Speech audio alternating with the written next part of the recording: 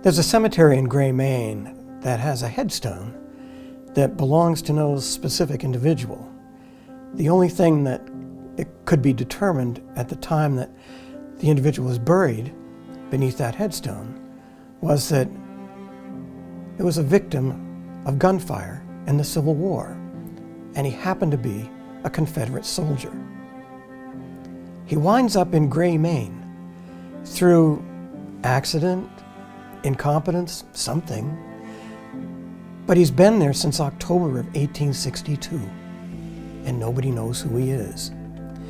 And one of the things about the Civil War, particularly the early years, is there were people who could wind up being buried in places where their mothers, fathers, wives, sisters, cousins, nephews, friends were fearful that it was their loved one, but there was no way of knowing.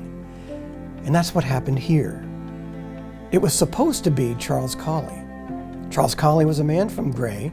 He had volunteered in August of 1861 and had gone to the war front as a member of Company B of the 10th Maine Regiment.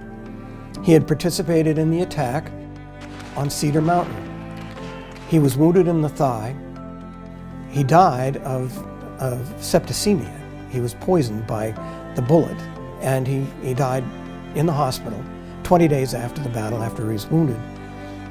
His mother, still residing in Gray, was approached, and she agreed to pay the embalming fee and the transportation to get her son home, where he could be buried in Gray.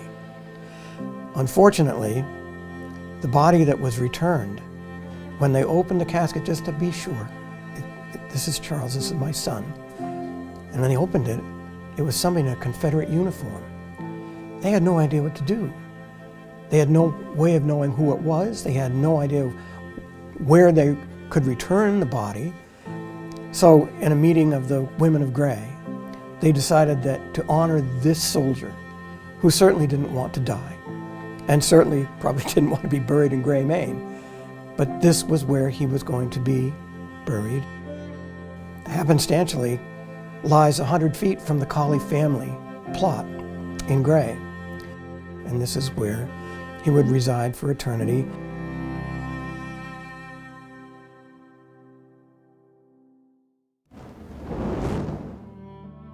Thanks for watching. And don't miss a single episode as we delve into the fascinating history of Maine's role in the Civil War.